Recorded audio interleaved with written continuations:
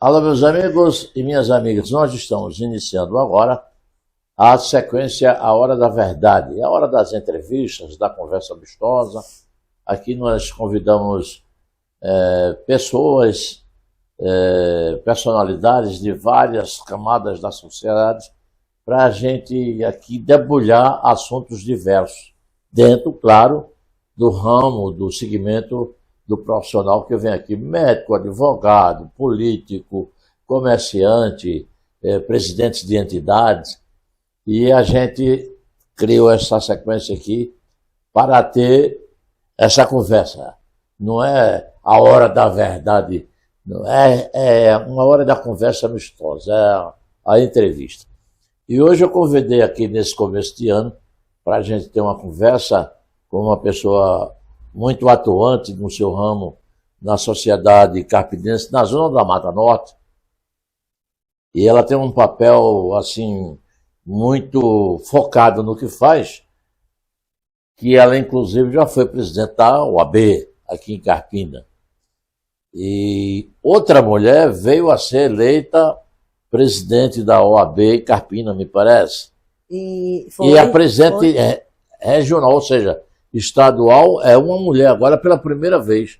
E foi exatamente a candidata dela também. Nós vamos abrir o programa cumprimentando minha amiga Ana Lúcia Bernardo, mas a gente trata ela por Lúcia Bernardo, ou Ana Bernardo, porque é assim que ela é conhecidíssima em toda a região. Amiga, um prazer grande tê-la aqui mais uma vez no nosso programa, para a gente conversar detalhes sobre lei da Maria da Penha, sobre da lei da criança e da juventude, estatuto da criança e da juventude e outras coisas pormenores. Mas, para início de conversa, o seu bom dia primeiro, né? Muito obrigado por estar aqui mais uma vez. Bom dia a todos os ouvintes, e eu que me sinto honrada em abrir o primeiro dia útil de 2025, estando aqui com você na rádio, para a gente exatamente levar aos ouvintes, ao público em geral, como você falou, a hora da conversa amistosa, onde a gente vai pontuar alguns temas importantes para o início da nossa conversa.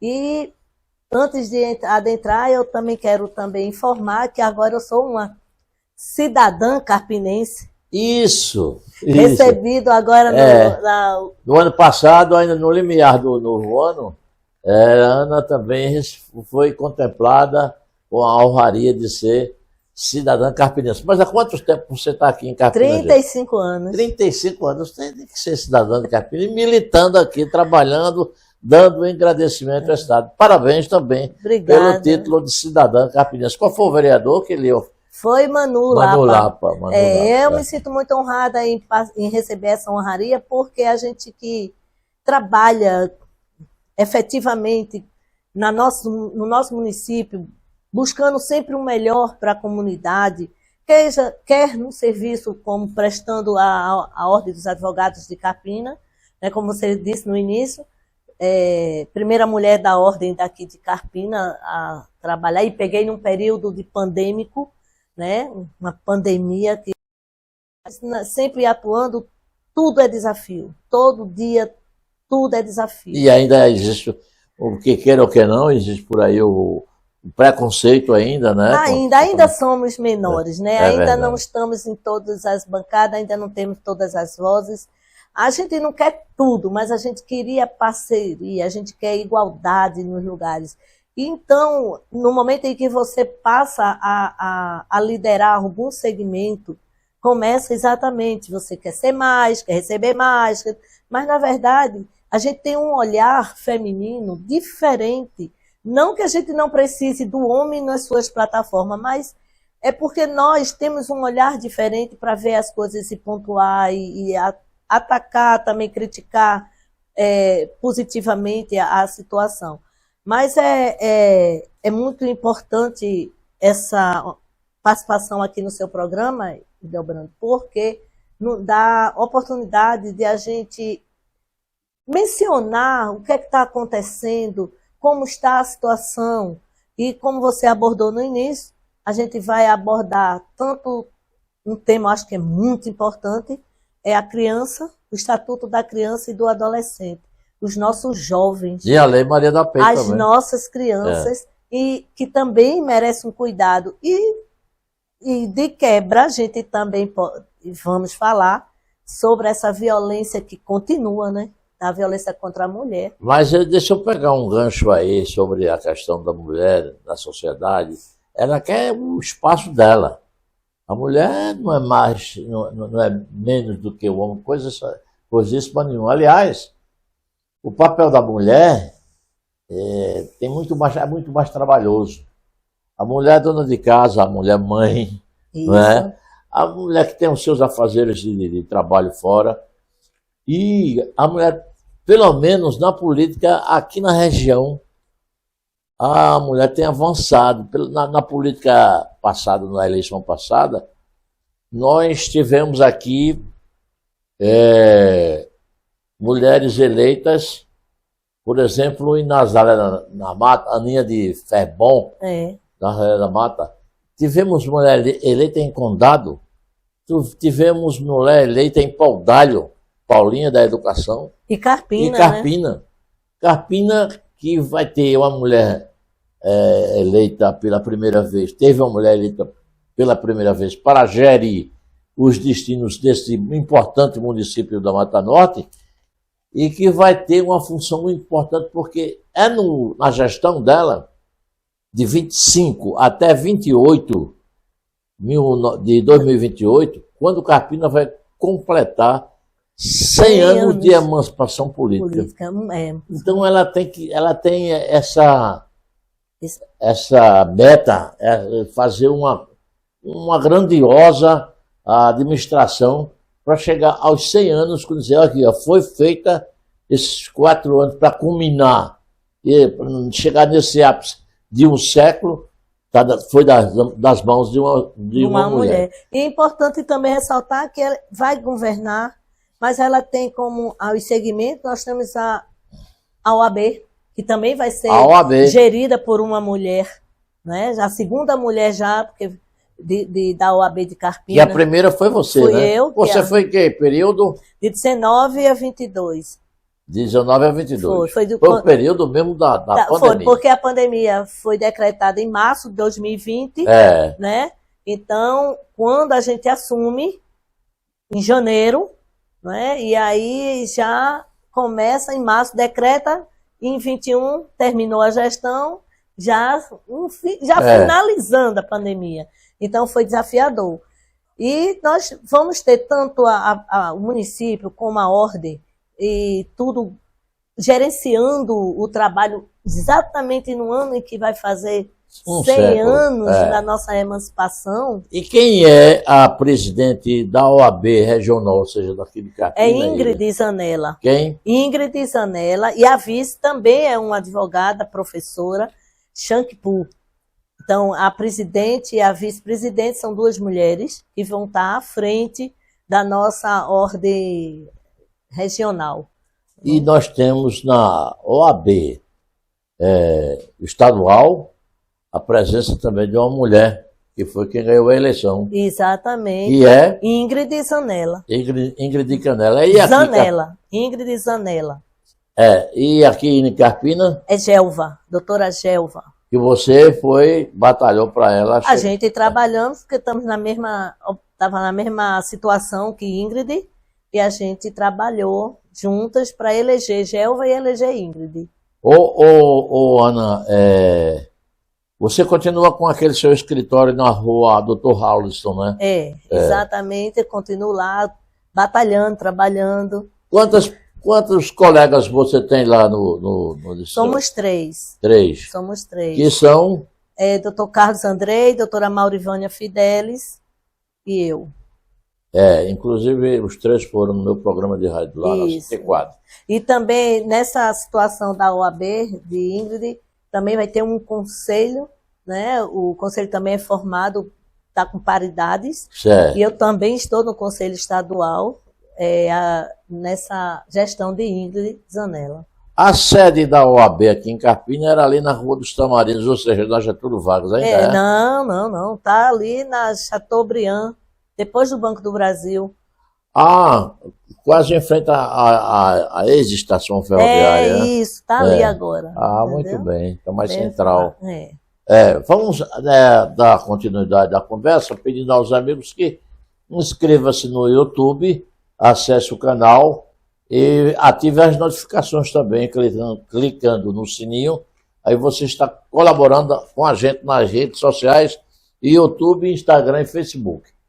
Ana, falando agora do Estatuto da Criança e do Adolescente, que, segundo você, eu não sabia que já tinha passado esse tempo todo. Pois 35 anos, é? Vai fazer, no dia 13 de julho, a lei vai fazer 35 anos. É conhecida como o ECA, é o Estatuto da Criança e do Adolescente. 35 anos, no dia 13 de julho, criada em 1990. E é uma lei muito importante e foi fundamental para a sua criação, porque o propósito dela, o objetivo da lei é a proteção do menor, da criança e do adolescente.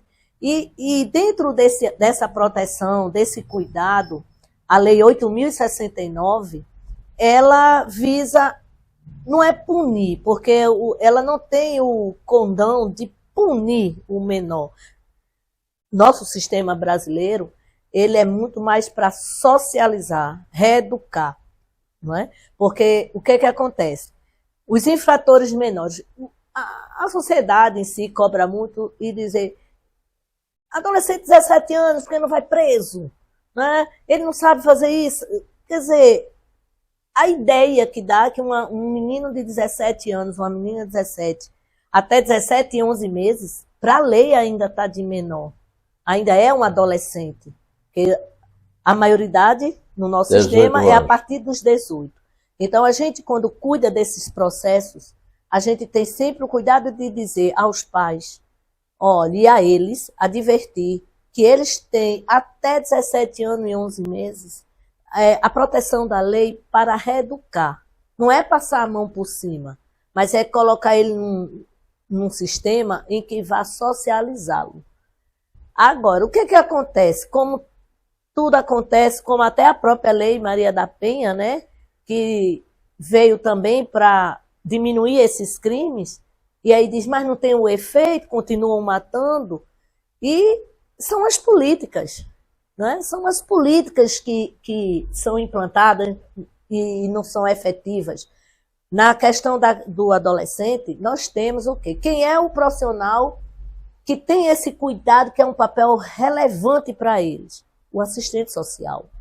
Deixa eu pegar esse gancho aí, porque me parece que no Código do Estatuto da Criança e do Adolescente há um item que diz que em todo município tem que ter um conselho tutelar. Isso. Que é eleito pelos pais, né? Pela sociedade, né? Para votar, a pessoa tem que estar escrito num TRE. Isso, é normal. Aí se elege uma pessoa desse conselho tutelar, que tem uma diretoria, em todo município tem. Tem. Agora, me diga o papel fundamental do conselho tutelar na educação da criança, na conversa com os pais, o que faz o conselho tutelar? Olha, Debrando, o conselho tutelar em todo município, ele foi criado exatamente para tanto desafogar o poder judiciário, juntamente com o conselho, atua também o Ministério Público, que é um órgão fundamental, que é quem tem o poder de polícia de representá-lo, mas o conselho tutelar, ele tem uma assistência às famílias para crianças infratores, crianças descuidadas, crianças maltratadas, crianças abandonadas. Então, o conselho tutelar, aquele órgão, tem o poder de alertar os pais. De alertar, mas aí ele é de ofício, ele pode também, sabendo de onde está acontecendo, ele ir visitar, resgatar esse menor, leva ao Ministério Público, ele dá as medidas, eles têm o poder de fazer exatamente o papel social, econômico com a família. E aí, por exemplo, fazer a rotina de visita, né? Tá ali visitando, juntamente com assistente social, juntamente com o promotor. Então, o papel do conselho é esse, é visitar as famílias, é resgatar crianças maltratadas, é crianças abandonadas. Adoção, por exemplo, tem que passar pelo conselho tutelar.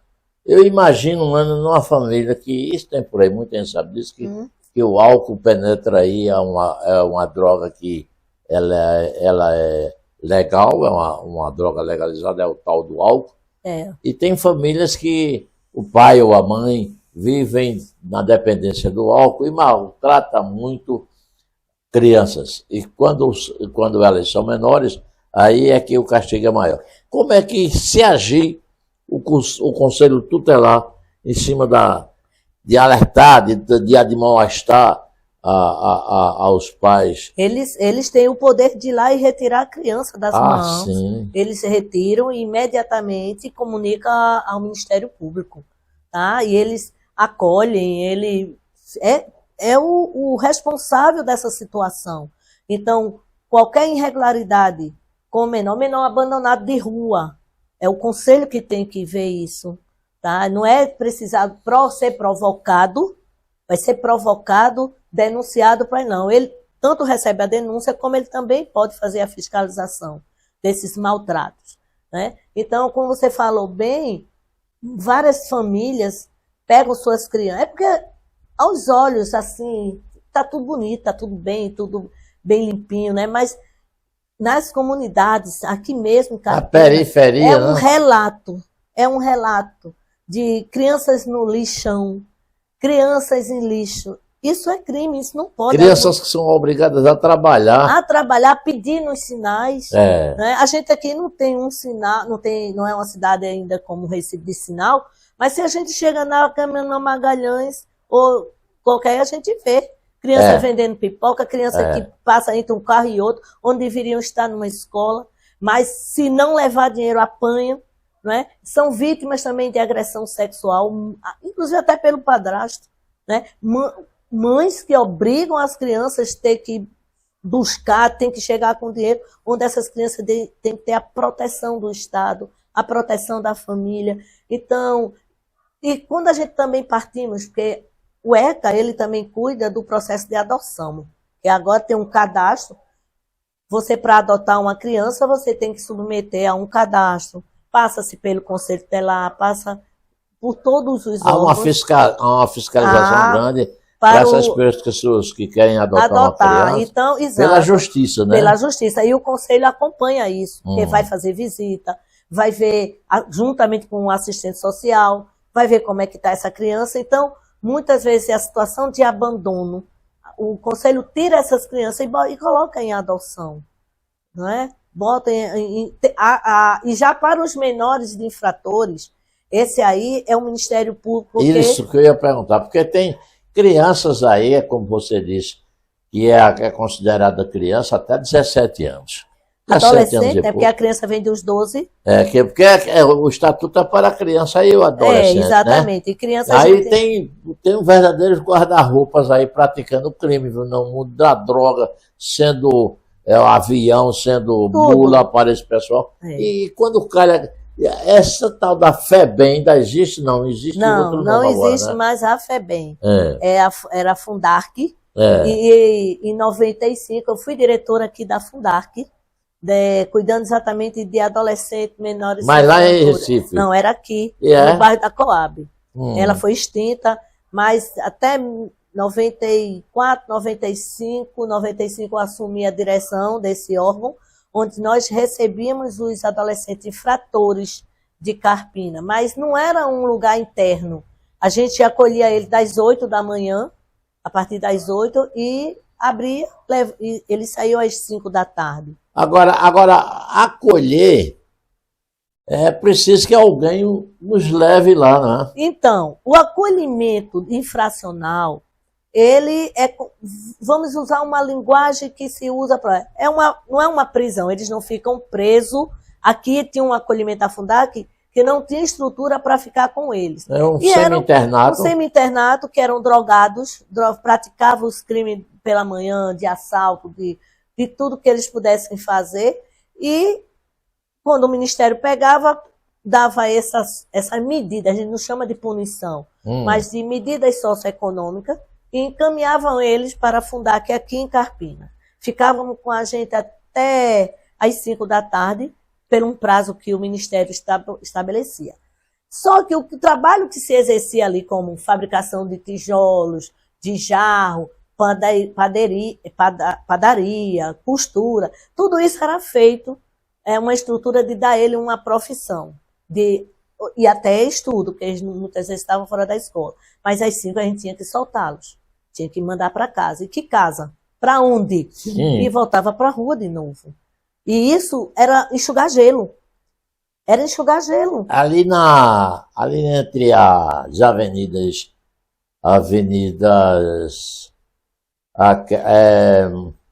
aquela da rodoviária que eu esqueço agora, e a Francisco Montenegro, que é a rua do dispensário. Há uma transversal ali, sim, que tem uma casa que é mantida pela prefeitura para acolhimento dessas crianças, desses jovens.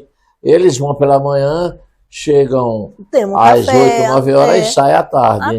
Mas vai para a rua de novo. E aí é onde a gente chama enxugar o gelo, a gente fazia trabalho. Lá ele tem o lanche, tem tudo. Né? Ele toma o banho, tem a roupinha dele, tem a comida, mas não ficam para dormir, entendeu? Não fica. E aí, quando também se trata de uma medida mais grave, eles vão lá para Recife, onde ficam internados. E ali é onde vem os jovens de 17 anos, 16 anos. É aquela lá da que vai transversal Abdias de Carvalho com São Martim. São Martim. Aquele prédio ali também, ele já ficava ali, mas já está extinto aquele prédio ali, essa função. Então, essas crianças, elas recebem essas medidas e vão para lá por 3 anos. Às vezes um ato infracional grave, não é? E que os pais não têm mais o controle, então a sociedade toma conta e aí encaminha. Então, mas para isso ter um efeito, para essa lei ter efeito, se faz necessário ter políticas públicas para elas. E quais seriam essas políticas públicas aplicadas a ela? A gente sabe que um jovem de 16, 17 anos, que às vezes não sabe ler ainda, né? É um jovem que não tem um lar, diz, eu não, choro, às vezes chega e diz, eu vou para casa, mas vou apanhar. Já está um homem, para a mãe, para o pai, para o padrasto. Então, joga-se na rua e onde é que eles vão praticar? É os assaltos. E você falou no começo, essas gangues que pegam esses menores para praticar os crimes. Porque para eles não vai ter a mesma aplicação da pena igual o adulto. Então, às vezes, por trocado por um valor bem inferior que eles fazem, eles se metem nesse crime. Então, o que a gente tem que cuidar das nossas crianças e nossos adolescentes? É isso. Tudo começa com a educação, começa com estrutura. Mas, como sempre, tudo que a gente faz aqui nunca é suficiente, Delbrando. Nunca está suficiente. Por mais políticas, há de se preocupar mais com as nossas crianças. Tudo bem. A gente está vendo muitas políticas aí, sessão Criança Esperança. É uma ação em que arrecada e dá para alguns orfanatos, instituições, né? Que não são, às vezes, instituições de reparação, né? Não são aquelas instituições que estão ali com aqueles menores ou com aquelas crianças. Não digo criança que a criança tem, os adolescentes da infração, mas vão para institutos para ajudar lá nas políticas. Então, é bom uma reforma nisso, colocar também essas crianças, os infratores, eles são, como é que a gente pode chamar? Dizer que eles são perigosos? Quem que não tem medo de um adolescente que estão com uma faca, estão com uma arma, que vai tirar a vida sem saber nenhuma responsabilidade? Então, o número é grande, são mais de 40 mil crianças e adolescentes que precisam dessa ajuda. E o trabalho aqui, você sabe também, que o trabalho para esses jovens, a partir dos 16 anos, começa a computar tempo para a Previdência Social. Então, tem os empregos que podem ser ajudados também para esses chamados menores aprendizes. Mas quem vai colocar um menor aprendiz que tem uma ficha, um histórico nocivo, né? Nocivo e medo. Então, muitas vezes, não, vai me roubar, vai cometer. Então, já tira aquela esperança daquele jovem. Então, o menor aprendiz, que é um trabalhador de lei, que tem aí uma diminuição na sua jornada, valores diferenciados pela sua idade. Mas também nos campos, ajudar esses jovens a sair da droga, porque o maior vilão são as drogas. Ana, você falou aí nesse programa Criança Esperança, eu louvo qualquer programa que venha beneficiar, seja o ser humano idoso, criança, autista, seja o que for. Agora, eu vejo mais como um programa midiático, entendeu? Mais na mídia, porque eles procuram instituições que trabalham com crianças, com jovens, naquelas comunidades, e levam para ali, que eu acho mais fácil de trabalhar. Eu tenho um exemplo vivo, eu sempre gosto de contar isso, porque eu fui convidado quando eu era da Assembleia Legislativa e era chefe do sistema de som. Os eventos que haviam lá na Assembleia, título de cidadão, medalha, eu era também o mestre de cerimônia.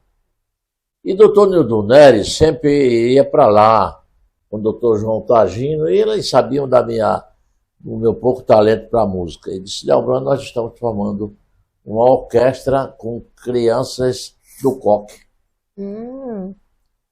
Eu queria que você fosse lá um dia, porque já está tudo comprado, eles já estão tendo algum treino. Eu disse: quem é que está instruindo essas crianças? É o maestro Cid Almeida. E num dia o doutor Tagino, João Tagino, diretor de juiz da capital, ligou e eu fui para lá. Lá no coque, lá... É o foco. Porque você sabe que o coque tem uma fama, né? Tem.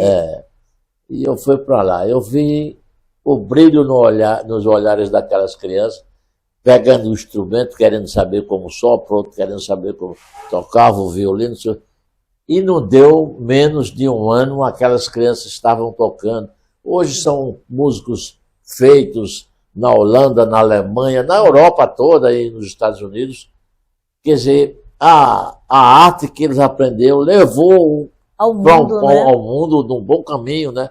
E eu digo, olha, se der oportunidade, isso tem que começar cedo, na faixa de 8, 10 anos, porque eles vão trilhar aquele caminho. Eu acredito muito em projetos que consigam... Porque a gente não pode desistir de ninguém.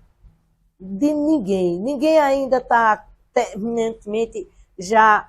A gente já pode dizer assim, não serve mais, está destruído, está acabado, não tem mais jeito. Não, eu não acredito nessa frase.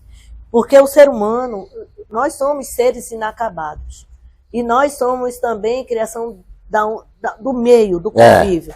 Então, às vezes ali naquela favela, ou como a gente conhece, São Paulo, Rio de Janeiro, essas balas soltas, matando nossas crianças adoidadas, adolescentes que estão ali lutando. E ali tem sempre um que está germinado com a bandidagem, com o mal. Mas se a gente ainda acredita e tem, levando esses projetos, catando, colhendo, a gente pode aproveitar esses seres humanos. A nossa realidade atual, nosso cenário, ainda falta muita coisa, Delbrando, porque tem uma lei que regula o comportamento, o conjunto dessas normas para ser aplicadas aos menores, às nossas crianças, nossos adolescentes. Medidas socioeconômicas aplicadas, política. Quais são os direitos básicos de uma criança? A vida, primeiro, porque já começa num aborto, não é? Mulheres que são estupradas, não falo nem do estupro, porque isso está sendo uma questão.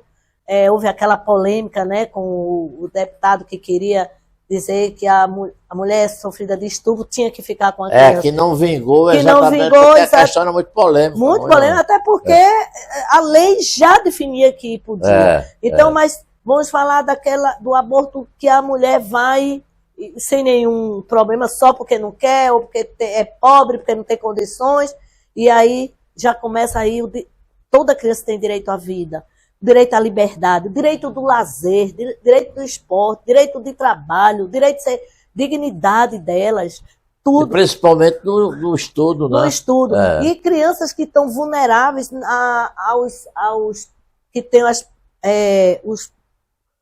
os sexuais, os crimes sexuais que praticam com elas, que são crianças de 9, de 10, de 11 anos, meninas que são estupradas por esses criminosos. Então, crianças da parte feminina, às vezes são induzidas pelos pais ou pelas mães a irem se prostituírem. Porque são bonitas, não vai bater.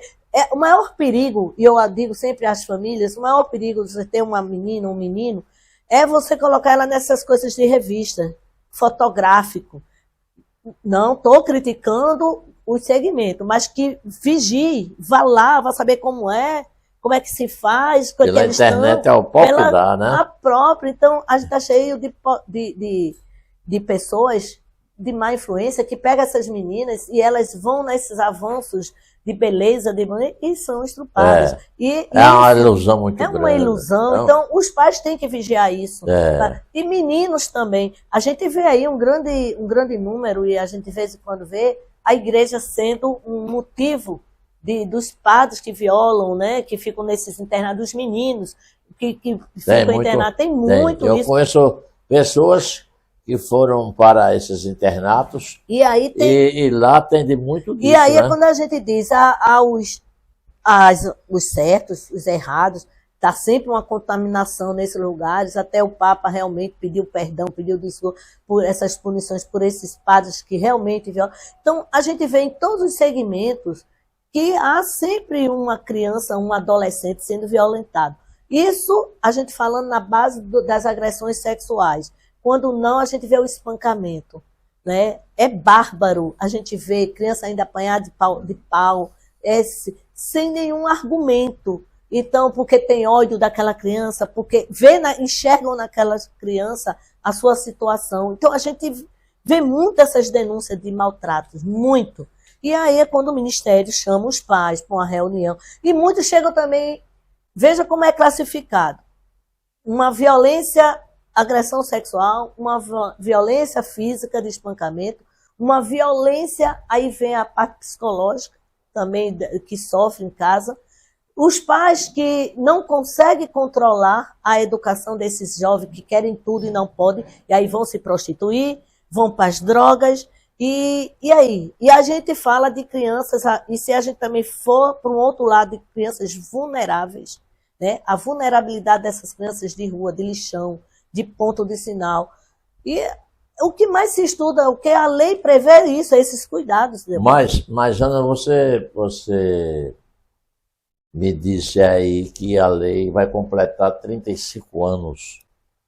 Aí eu pergunto, você está apontando aí várias falhas que não deixam de existir porque é complexa a situação. Que induz a sociedade, quer dizer, seria para beneficiar mais a sociedade mais pobre, a sociedade menos esclarecida, a da periferia, dos morros, da zona rural. E o que há de avanço nessa lei? Aliás, no Estatuto da Criança. Na verdade, são 50 artigos. Essa lei tem 50 artigos. E a estrutura dela, a base dela, ela inicia com isso, de proteção de toda criança que tem o direito de ter um lar, de ter os seus pais. Até tem o regulamento da adoção, também regulamenta, essa lei também vem regulamentar a adoção no nosso país, porque antes da lei, chegavam os casais estrangeiros, os segmentos, levavam as nossas crianças sem nenhum critério. E não dava mais... Dava, algumas instituições, como antigamente ficavam crianças internadas, saíam e não tinha esse controle. Existia até gente que vivia nas portas das maternidades. Para levar, quem desse mais. Exato. Então, a adoção, ela existe, ela é regulada Tem, mas desde que obedeça os critérios, que é o casal se inscrever, fazer toda uma entrevista, ver a criança, um pai que vendia uma criança para o estrangeiro, ou até mesmo para um casal nacional, mas não pode vender porque vai doar. A questão de alegar, não, eu não tenho condições, não é motivo para se doar a criança, entende? Então, tudo isso, o Estatuto veio regularizar essa situação de adoção e de colocação de criança em lar. E o que tanto o Conselho, o Ministério, o Sistema Social, juntamente com o Ministério Público, eles tentam em conjunto, ver o melhor lugar, o bem-estar dessa criança, porque é daí que vai nascer o adulto. Isso que você disse é muito importante. A criança tem que estar no lugar que ela esteja à vontade, esteja gostando dali. Exato. Que aí vai depender do futuro dela. Vai depender. A colocação de criança em lar diferente dos seus pais, muitas vezes, é até um alívio, porque crianças que são maltratadas, elas são retiradas. Então, a gente vê o Estatuto para regularizar situações de lares, crianças que estão abandonadas, crianças que estão em situação de apanhar psicologicamente, e crianças que os pais morreram, ninguém situação quer. Situação de miserabilidade, situação vulnerável. Vulnerável, mas eles fazem muito estudo, por exemplo, o pai e a mãe não tem questão, mas não tem as políticas públicas, não tem agora os Bolsa Família, os planos do governo para não tirar suas crianças. O problema está na questão da violência, daquele descuidado, da promiscuidade que tem os pais com as suas crianças, entendeu? Eu vou pegar. Para suas crianças. E aí a gente toma esse cuidado e diz assim, por que você quer dar a sua criança? Porque eu não tenho o que dar, comer, não tenho onde ficar. Não, existe uma política para essa família, para ficar com a sua criança. Mas a gente vê muito mais aquela violência, aquela criança abandonada que os pais não querem. Ninguém quer. Quer ver uma outra situação que é muito lamentável? É criança que vem com defeito. Com deficiência. Sim. Um defeito físico, Sei. Uma deficiência, muitas vezes são rejeitadas e deixadas na maternidade. Você não tem noção de números, de percentuais que são crianças que os pais dizem, não quero, não vou levar. Então essas crianças estão colocadas no... Mesmo que ele tenha um poder aquisitivo razoável? Aí, também, muitos... Porque nasceu com uma... Pode fazer isso? Não, isso é crime, né? Isso é crime de abandono. É crime. Mas se o pai e a mãe não querem de jeito nenhum, e quantas crianças a gente vê jogadas no cesto de lixo? Então, assim, uma mãe pode chegar num conselho tutelar, é onde ela deve se dirigir, e entregar a sua criança, eu não quero. Elas vão fazer a anotação, vai fazer o estudo, vai ao ministério e colocar aquela criança para adoção. Às vezes os pais morrem e nenhum familiar quer ficar. Entendeu? Há muitos anos atrás, quando eu ainda estava no conselho da Fundac aqui, uma criança mental, total mesmo, e os pais não queriam. Aí o pai tinha morrido, ficou, a mãe também não queria ela de jeito nenhum. Ainda era uma adolescente. Não queria e ela recebia um benefício pelo INSS. E aí quando a mãe morre, tinha as tias, tios, família grande. Ela estava acorrentada, na pé da cama, com uma corrente, acorrentada. Tratavam ela que nem um bicho. Animalesco mesmo. Animal. E nós fomos chamados para visitar. E aí a gente foi com o Ministério, na época era o doutor Humberto, que estava comandando aqui o fórum, era o diretor do fórum, e a gente foi visitar esse lar, e quando chegou lá, viu a criança, era um animal, acorrentado, porque era violenta, débil mentalmente total e maltratada.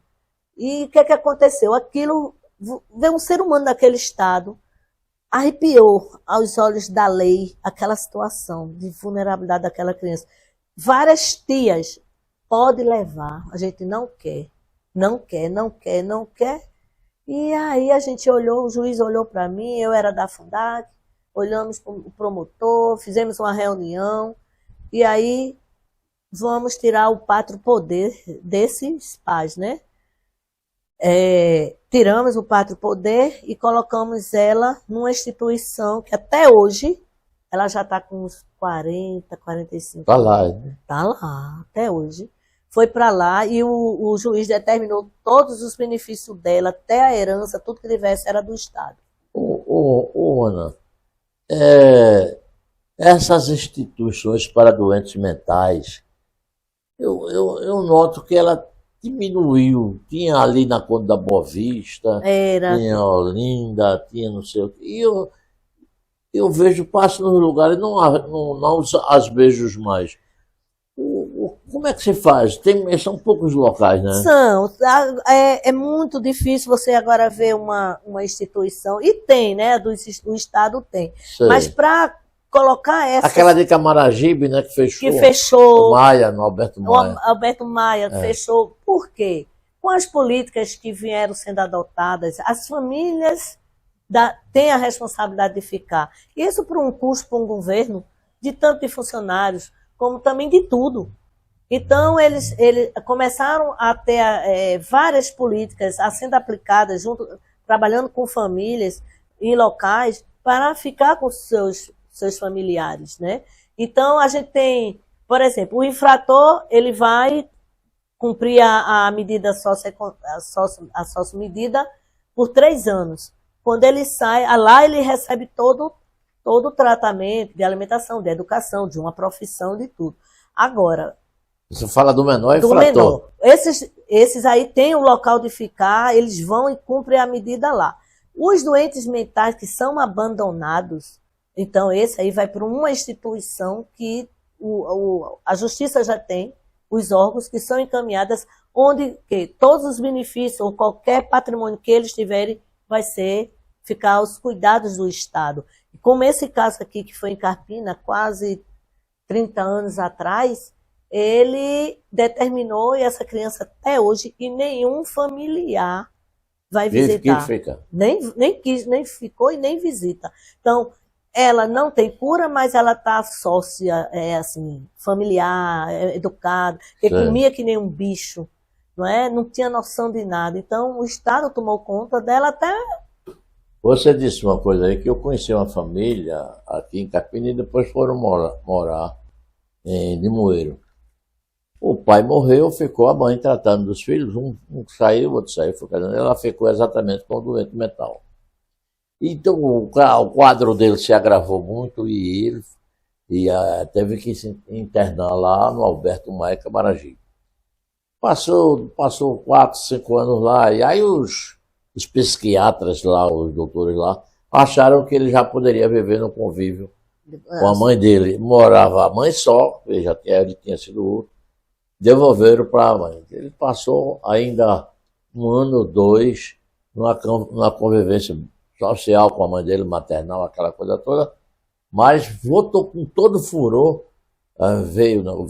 ele matou a mãe, de foice dentro de casa. Veja que é o perigo uma pessoa dessa. É por isso que diz, as medidas a esses doentes mentais, os que tem, eles vão ficar realmente no manicômio. Não, o manicômio seria mais para quem comete um crime e eles ficam lá internados, né? Porque o manicômio é como se fosse a prisão médica, a prisão hospitalar. E aí só sai porque tem de tudo, eles não têm jeito, esses familiares não... Aqui tinha uma família que fez grade dentro do quarto para manter esse familiar preso lá, mas era porque era super violento. Então, mas aí tem a psiquiatria, tem os cuidados, eles aí são inimputáveis, né? Porque tanto os débeis mentais como os menores, eles são inimputáveis criminalmente, penalmente, e aí tem que ter esse cuidado. Mas o objetivo de a gente passar para a sociedade é que tem esse estatuto da criança, e muitos chegam a dizer, é muita liberdade que dá a esse jovem, é muita liberdade que a lei passa a mão por cima. Não é que passa por cima, tem toda uma aplicação, mas tudo depende. O que acontece com as nossas políticas? Não tem mão de obra suficiente, né? Não tem uma infraestrutura que realmente O Conselho Tutelar não tem um albergue lá para ficar. Então, se ela tira uma criança das mãos de uns pais que está sendo espancada... Eu pensava que tinha. Aí... E a casa, porque o Conselho Tutelar tem uma casa onde mantém um escritório para receber essas coisas todas. E eu pensava que tinha lá alguma sala, algum quarto que, se alguém levar uma criança até lá, que está sendo maltratada pelos pais voltando na rua, eles podiam obrigar lá. Não tem, né? Não tem. Eles tiram daquela situação, comunica imediatamente ao Ministério Público para dirigir aquela criança para um parente, para um próximo, para fazer. Eles não têm uma estrutura, porque precisa de quê? De funcionários, precisa ter uma estrutura. Então, tudo isso teria que ser alterado. O Conselho Tutelar tem poder de fiscalizar, poder de polícia, poder de visitar, de resgatar, ela é uma parceria com o Ministério Público. O que é que acontecia sem a existência de conselho? Apertava o Ministério Público. Tudo era com o Ministério, mas não. Passa-se primeiro pelo conselho, o conselho faz um estudo, conversa com aqueles parentes, visita, entra em contato com a assistência social e aí vai estabelecer, juntamente com o juiz da vara da criança, que nós não temos, né, que é uma vara única, mas aí o juiz da vara de menores, ele vai direcionar. Mas a importância que a gente fala é que, como tem esses programas de Criança Esperança e outros, que quando mandam as suas verbas para essas instituições que já estão formadas, são crianças que só precisam receber. Isso. A gente deveria também ter um olhar para essas crianças que vivem no crime, né? Que vivem a infração, que não querem. Quem é que adota um adolescente de 16 anos? Ninguém. Quem é que quer adotar um adolescente de 17 anos? Ninguém, não é? Nós estamos conversando hoje aqui com a doutora Ana Bernardo. Ela que é advogada, tem o seu escritório aqui na rua Dr. Raulson, que é uma transversal da Estácio Coimbra lá com a Dantas Barreto, por ali. Vai sair lá na Dantas Barreto. E a rua mas Dr. Raulson, Delbrando, existe esse nome? Existe.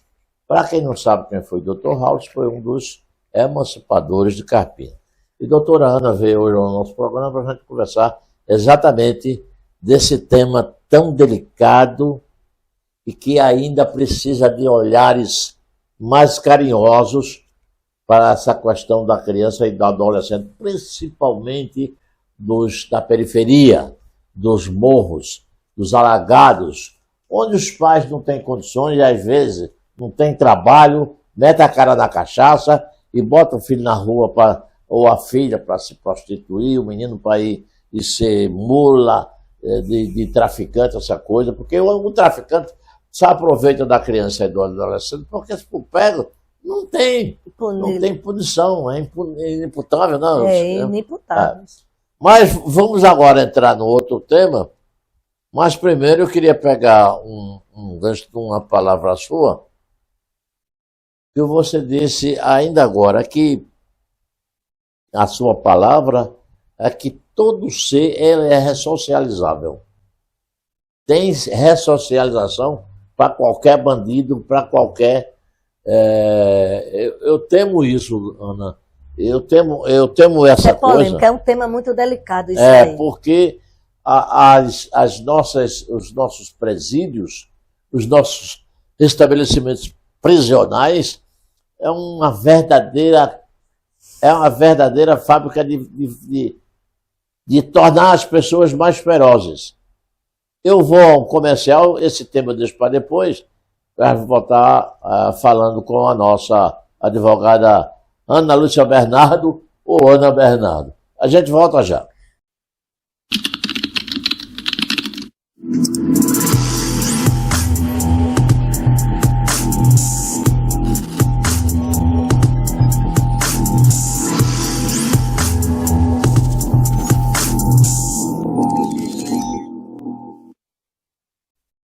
Bem, meus amigos e amigas, estamos voltando Hoje, conversando aqui com a doutora Ana Bernardo, ela já foi presidente da OAB aqui em Carpina, apoiou a sua candidata agora, que foi eleita também, e apoiou a Ingrid a nível estadual, que é pela primeira vez uma mulher presidente da Ordem dos Advogados do Brasil, seccional Pernambuco. Eu fico assim, você parece que tem uma parte feminina, alguns dos meus colegas têm, e quem não os tem. A gente é que não procura exercê-lo, mas não é na parte de sexualidade, não é. É que se você não souber lavar um prato, cozinhar, e você está perdido no mundo. Então, eu gosto desse avanço de ver as mulheres na Câmara Federal, eu gosto de ver as mulheres na Assembleia Legislativa, em pontos estratégicos da sociedade, que quando ela se dedica a uma causa, ela vai fundo, ela é focada, e é por isso que eu gosto de ver. Por exemplo, Carpina, Pondal e Nazaré, hoje com 3 mulheres do Poder Executivo Municipal. Só tem de dar certo. Eu tenho uma expectativa muito grande com essas mulheres que chegaram ao poder, e aqui chegou também as que são secretárias, que são deputadas, essa corretora.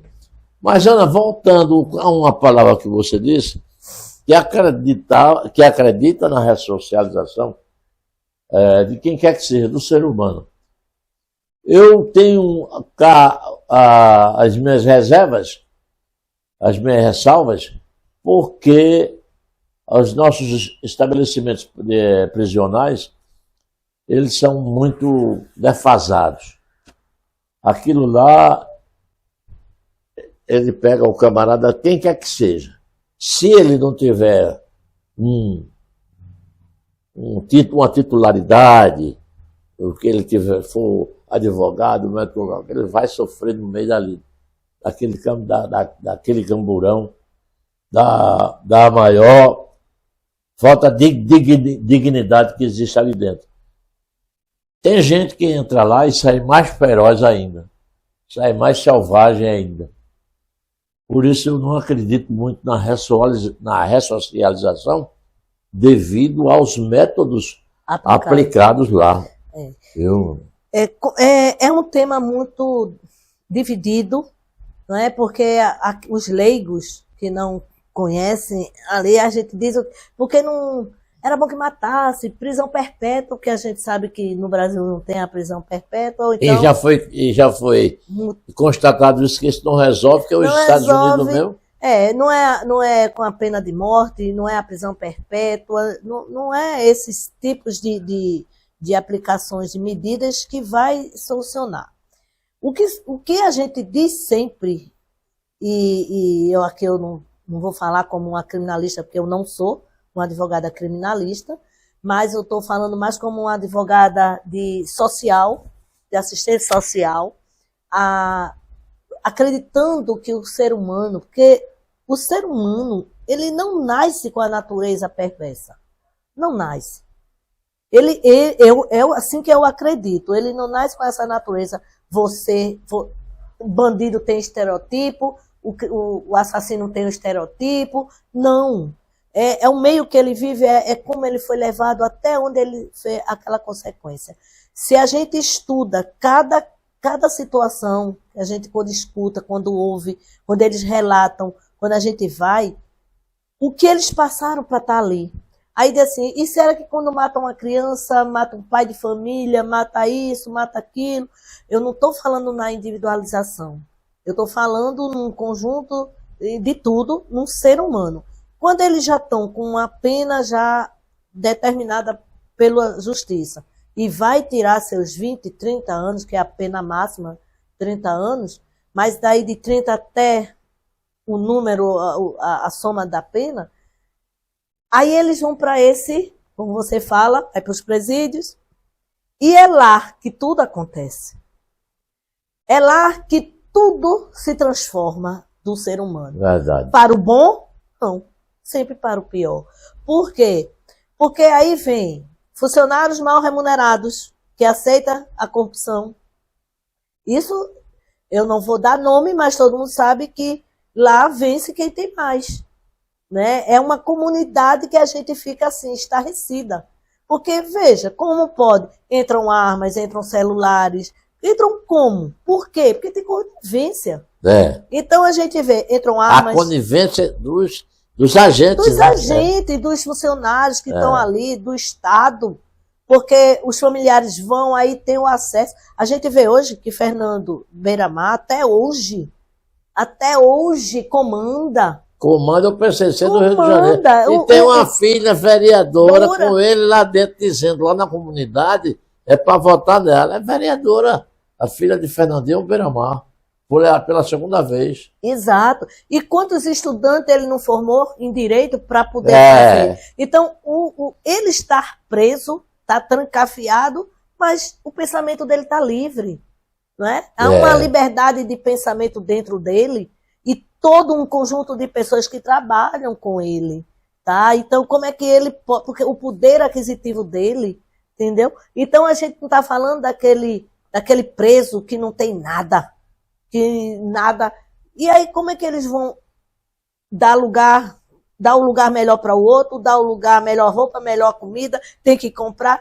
Então não há uma estrutura lá de chegar, assim, o cara vai ficar preso. E quando chega, às vezes, que quer ser bonzinho lá, é estuprado lá dentro. Aí, aí sai, apanham, muitas vezes a alimentação é péssima, a família que leva... Às vezes, quase sempre. Quase. Então, como eu não sou uma criminalista de estar visitando clientes dessa, mas tem um relato, e a gente trabalhando o lado social... A gente vê cada coisa que fica a dignidade humana deles lá. Então, quando você diz, eu não acredito, e aí é bom que se frise, não acredita em razão, em detrimento a quê? A infraestrutura do nosso país, que é dada aos presídios. A gente sabe que comando, droga, esse mundo do tráfico é muito poderoso. É muito poderoso, porque a gente sabe que tem os políticos atrás disso, a gente sabe que tem todo um universo de poder atrás. Ana, na Câmara Federal tem uma bancada da bala, que é exatamente patrocinada pelo pessoal do tráfico. Então, se a gente for falar numa linguagem cristã, vamos falar assim, numa linguagem cristã, numa linguagem social... Uma linguagem romântica, a gente diz o quê? Não, tem jeito. Não, vamos... Porque se dá palavra, porque pastores, padres visitam. Assistentes sociais vão lá, fazem passa lá a revisão lá com eles, tem um acompanhamento. Então, se a gente falar com essa linguagem romântica, é onde diz, não, eu acredito na ressocialização deles. Porque todo ser humano, Delbrando, é sangue, é veia. Então, eles são capazes de transformar. Se a gente usa o poder do Espírito Santo neles, a gente não convence ninguém, é o Espírito Santo. A gente leva essa palavra. Tá ótimo. Se o poder do Espírito Santo tomar. Mas a gente sabe que isso tem uma estrutura física atrás. Então, se falar, apanha. Se dizer a verdade aqui, apanha.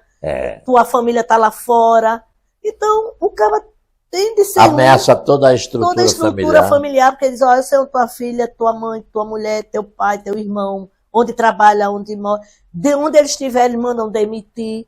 E qual é o país, ou qual é a estrutura de uma sociedade que vai se estabelecer? Então, está lá a Constituição para garantir o quê? A dignidade humana. Está lá, é o artigo, está lá.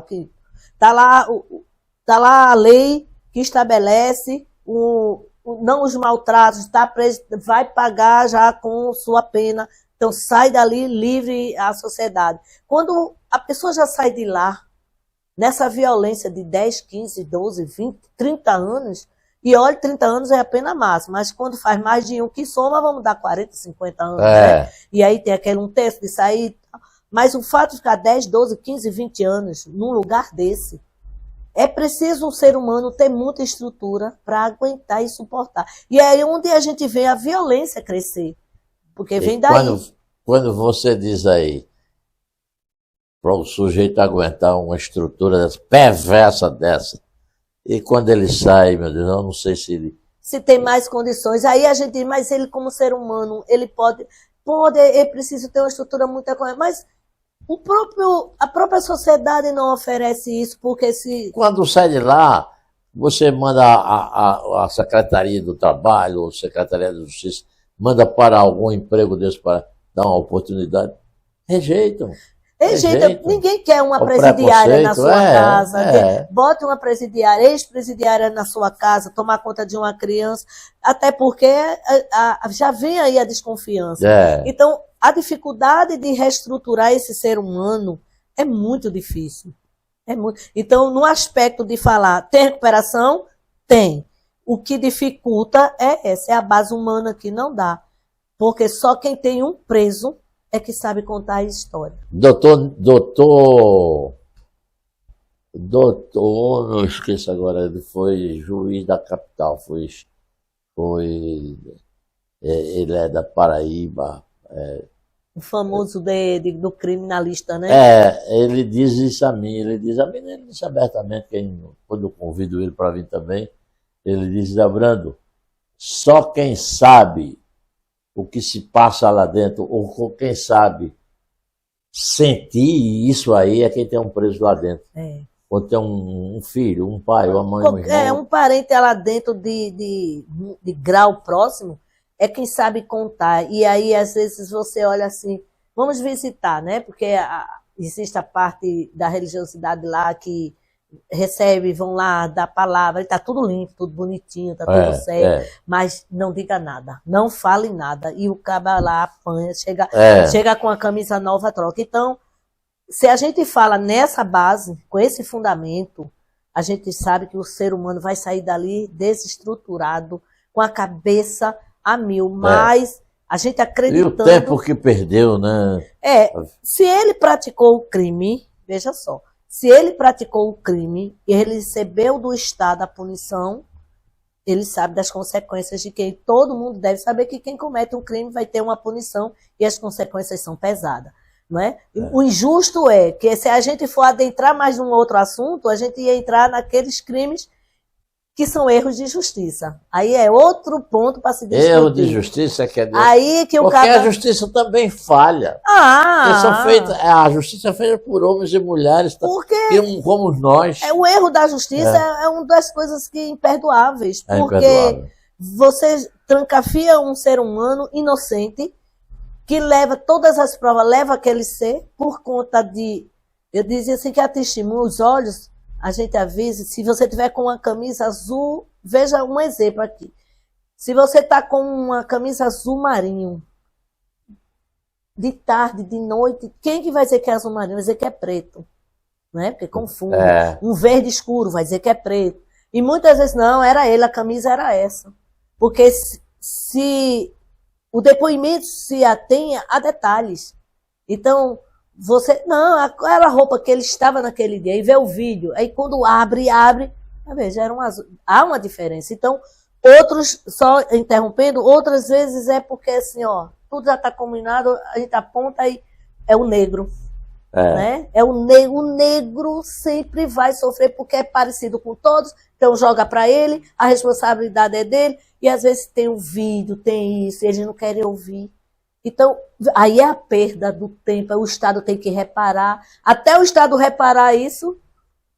O doutor Sérgio Murilo, que foi deputado federal, colega seu, que foi um grande tribuno também, e eu assisti ele fazendo um júri, ele dando um exemplo de que na Espanha, um padeiro havia saído de uma padaria 4 horas da manhã, que geralmente o padeiro prepara o pão de madrugada, e 4 horas da manhã ele vai passando, tinha um sujeito agonizando assim na rua, arfando, com um punhal enfiado no pulmão.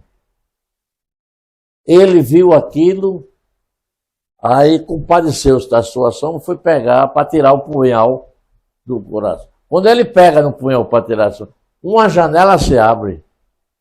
A mulher viu aquilo, e quando ele puxou, a mulher alarmou, o camarada foi preso. passou 20 anos de prisão porque apareceu o verdadeiro assassino.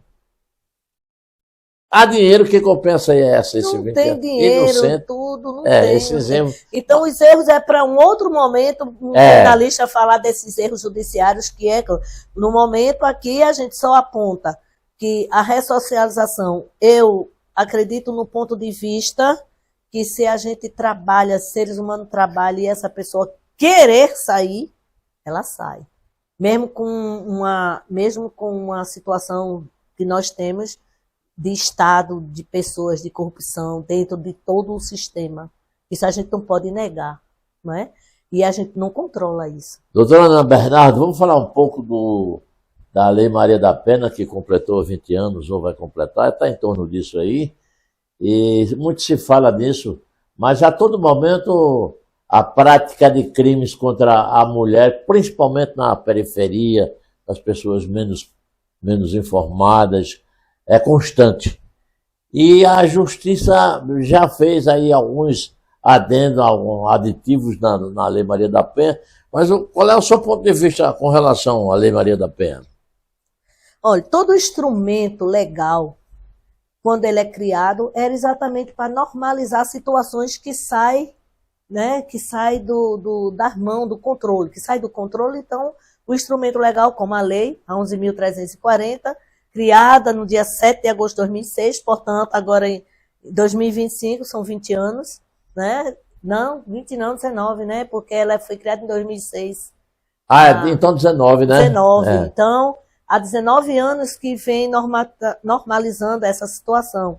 E por incrível que pareça, essa lei foi criada assim, vamos dizer, nas carreiras. Foi quando ela foi por conta Não houve muito debate para isso. Quando ela foi criada, a priori, por conta daquela história da Maria da Penha mesmo, e quando ela foi criada, que ali foi bárbaro. Há quem diga que não foi assim, mas o que nós temos relato é que foi a forma.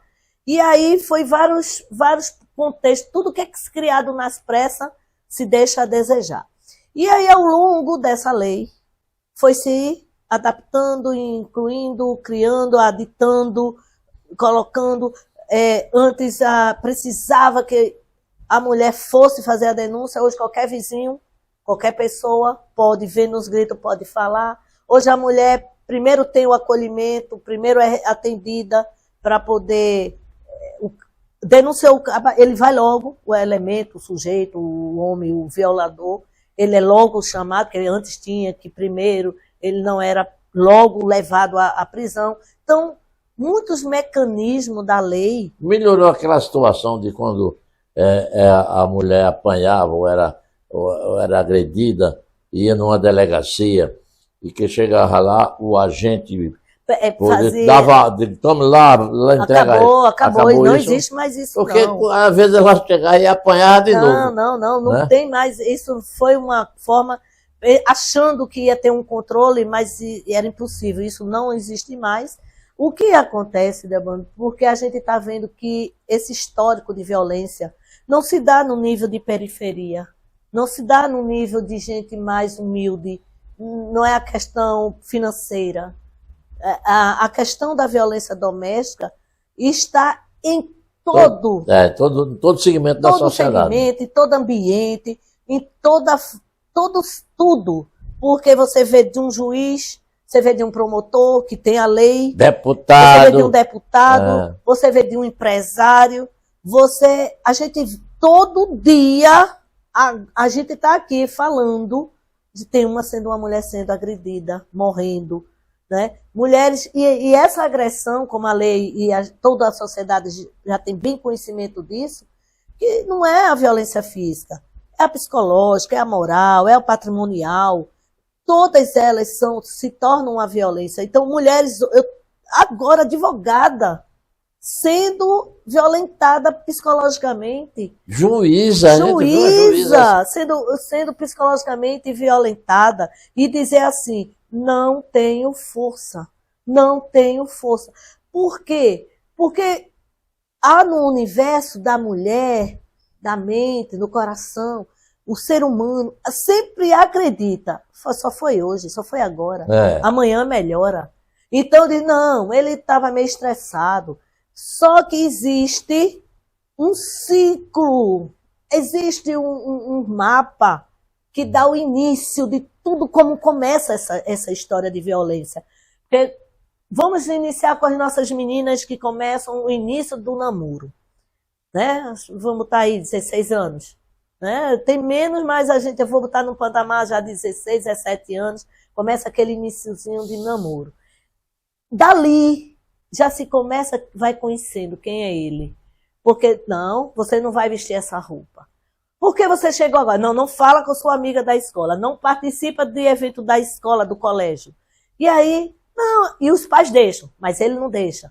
E aí você tem que, a família tem que estar estruturada nesse sentido, dizer, não permitir e orientar. Então, uma das grandes, eu acho que medidas que podia, e já existe, está acontecendo, mas devia ser isso obrigatório, é ter uma disciplina nas escolas, desde os pequenininhos, com a linguagem adequada a elas. Mas numa cadeira, uma disciplina, que já de orientação, tanto para meninos e meninas, como se comportar, porque uma menina de 6, 7 anos, sabendo se pode tocar, se não, onde toca, onde não toca, o que obedece, o que não obedece. Às vezes é o irmão que impõe, entende? Porque é o machismo imperando. É verdade. Né? Não, vai buscar água para mim, porque eu sou o irmão mais velho. Ah, lave a minha roupa, porque senão eu não lhe dou isso. A mulher, a criança, a partir de quando tem o irmão que quer ser o dono da casa, quando o pai sai, aí obriga isso, impõe isso. E aí, exatamente, já nasce esse sentimento aí do machismo, onde o homem não... eu não vou lavar porque eu não sou mulher. Não, essa visão está sendo extinta, tem que ser extinta, ser banida do lar, da casa, porque os filhos, filhas, tanto os meninos, meninas, têm que saber fazer tudo. Forre sua cama, lave o prato, faça isso, respeite sua irmã, respeite a mãe, respeite sua irmã, respeite sua prima. Nasce ali o sentimento do que ele é vendo. Começa dentro de casa. Dentro de casa. Então, as disciplinas, a partir, vamos estar da primeira série, né? Primeiro aninho, depois da alfabetização, que sai da alfabetização e que inicia seu colégio, sua educação, já devia ter uma disciplina ali, sabe? Com a linguagem adequada, daquela vivência daquela idade.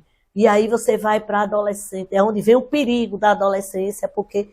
sabe, é o primeiro namorado, ou já é e vai, senão vai perder, senão se mata, um suicídio, aí vê as agressões e elas ficam caladas, têm medo de falar, e aí vem a fase adulta, e aí vem a mulher adulta, que até hoje a gente sabe que não é questão da idade, é uma questão de se respeitar, de se valorizar e dizer, mulher, você não depende do dinheiro do homem, nós dependemos das pessoas.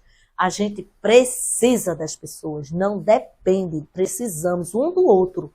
Então, esse estado de dependência na mulher faz com que ela se oprima, cale-se e diga, eu que dou, eu que faço, eu que digo, eu que dito as regras. E ela se desvaloriza. E ela se desvaloriza cada vez mais. E aí nascem filhos. Aí piora a situação dessa mulher. Mulheres que são queimadas, mulheres que cortam a orelha, que tiram... Olha, um relato... bico de seios, essas coisas. Tudo. Uma delegada, o ano passado, veio fazer uma palestra aí na OAB de Carpina.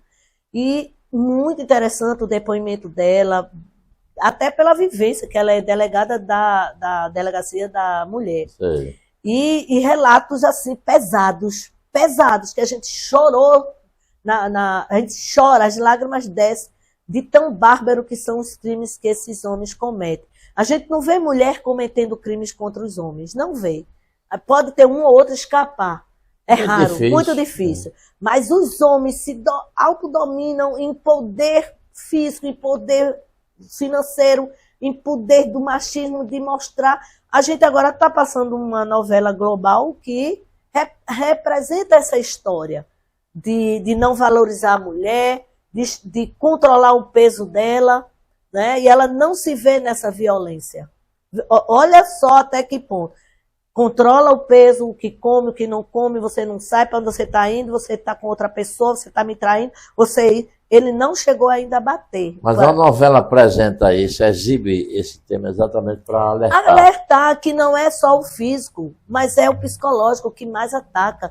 É chamar você e dizer assim, você está relaxada, você não se cuida, e maltrata e bota cada vez mais. Mulher, acorda para isso.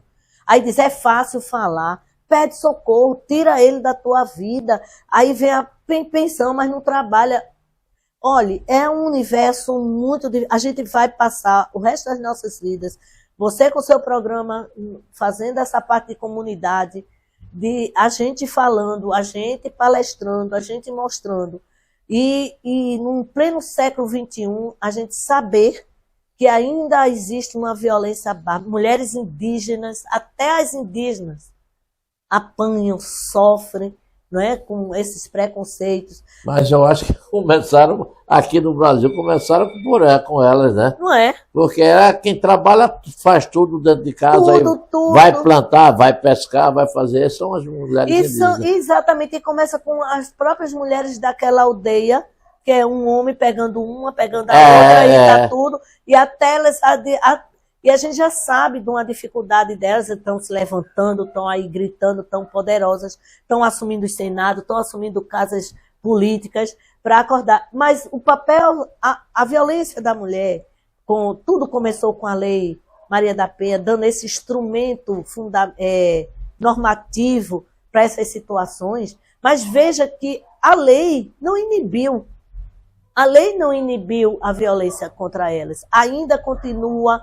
Em cada cantinho, em cada casa dessa, a gente sabe que tem uma mulher. Inclusive, você deve lembrar de algumas propagandas, algumas coisas, de a mulher poder fazer um X, né, na mão, para apresentar, pedindo pizza, pedindo um sorvete, usar aquilo, chegar e mostrar, para pedir o socorro.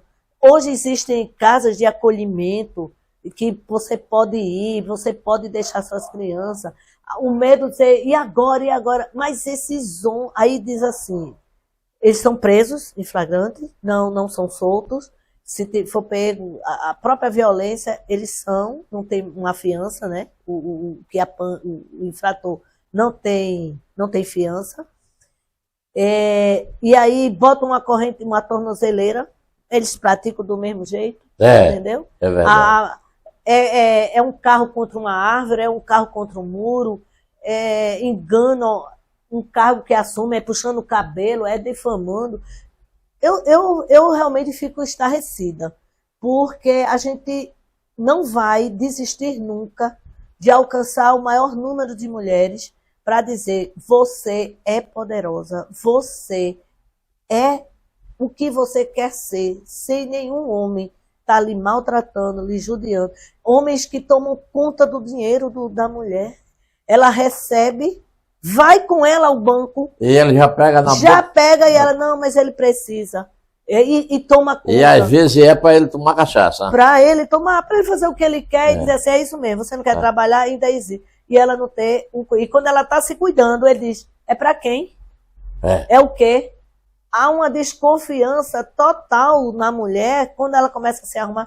O que foi? Porque tá assim, a comida chega, tá salgada, como se fosse de posse dele, né? Como da se fosse, posse. Então o homem ainda tem esse machismo. Então tem uma educação, a gente fala muito, toda entrevista se fala, educação. Começa na educação. Então, se começa na educação, vamos então disciplinar isso nas escolas, colocar, se não tiver...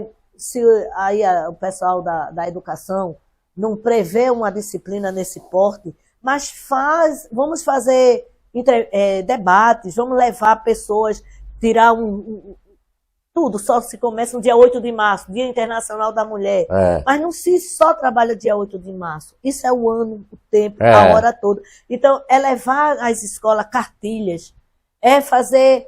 conferências para as meninas e também os homens participarem, porque não é só a mulher ouvir, é o homem ouvir e dizer, nós estamos atentas, nós estamos de olho, nós não somos feministas, entendeu?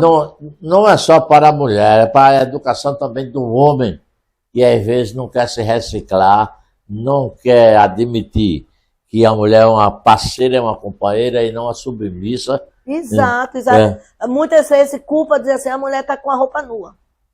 Um vestido, um decote, uma coisa. E tá vendo? Essa é a vergonhice dela. Mas não é mulher, usa o que ela quer, na hora que ela quer e bem quer. Claro que a gente tem que ver aquele lado. Tem uns certos exageros, né? Exageros e também os lugares. Ninguém vai para uma igreja, ninguém vai para uma praia de terno. Ninguém vai para uma igreja de biquíni. Então, os lugares próprios, com as roupas adequadas, é bem-vindo. Porém, quando a mulher sai socialmente, ela quer usar o que impressiona ela. Mas isso não dá o direito do homem passar a mão.